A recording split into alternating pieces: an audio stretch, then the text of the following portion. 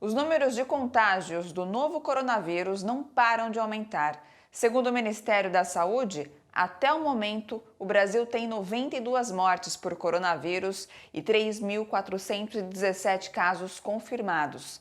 Segundo especialistas em economia e saúde, as medidas anunciadas pelo governo de Jair Bolsonaro para conter os impactos da pandemia no Brasil estão muito abaixo do que foi anunciado em outros países. A reportagem é de Leandro Chaves.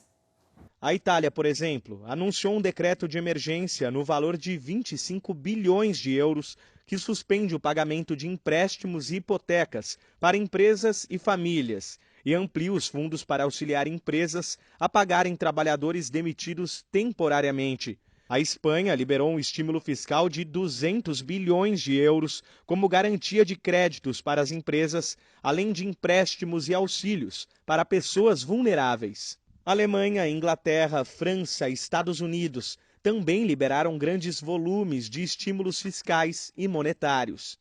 Para o assessor técnico do Conselho Nacional de Saúde, Francisco Fúncia, uma das medidas que deveriam ser adotadas imediatamente pelo governo brasileiro é a revogação da Emenda Constitucional 95, que limita o crescimento das despesas federais durante 20 anos. Também não tem o menor sentido você manter uma emenda constitucional que em 3 anos, né, estimando já, inclusive 2020, vai retirar do sistema 22 bilhões e meio do sistema de saúde, 22 bilhões e meio de recursos. Até o ano passado, nós já tivemos mais de 17 bilhões somente em 2 anos de vigência da emenda que foram retirados do SUS. Evidentemente, esses recursos que foram retirados fazem falta. A criação de um auxílio emergencial de R$ 200 para trabalhadores informais deve ser incluída em um projeto de lei que tramita na Câmara dos Deputados. Economistas consideram a proposta insuficiente.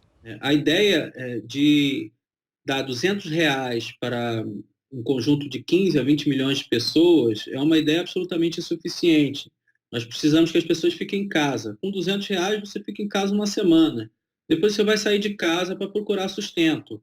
Não é isso que o Brasil precisa. O Brasil precisa se espelhar nos países avançados, nos outros países que já passaram por essa etapa da doença. O Brasil precisa largar o dogmatismo fiscal, que tem feito muito mal para o Brasil.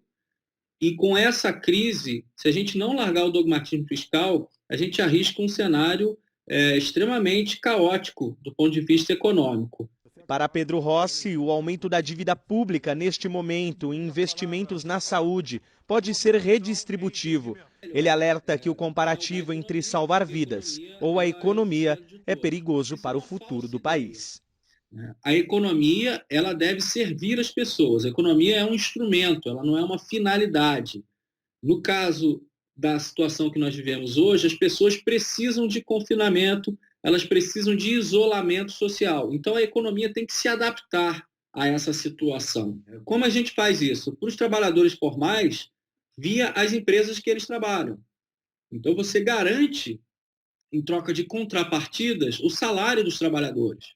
As contrapartidas são: a empresa não desemprega e o Estado garante a renda, ou uma parte do salário dos trabalhadores.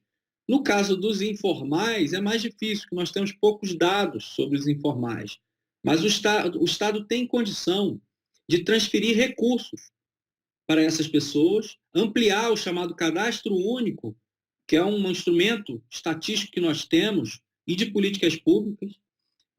A mesma coisa para os desempregados e para a população mais pobre. Gente, bora fortalecer a TVT? É só clicar em inscrever-se e depois clicar no sininho. Pronto! Assim que pintar notícia nova, você fica sabendo no ato.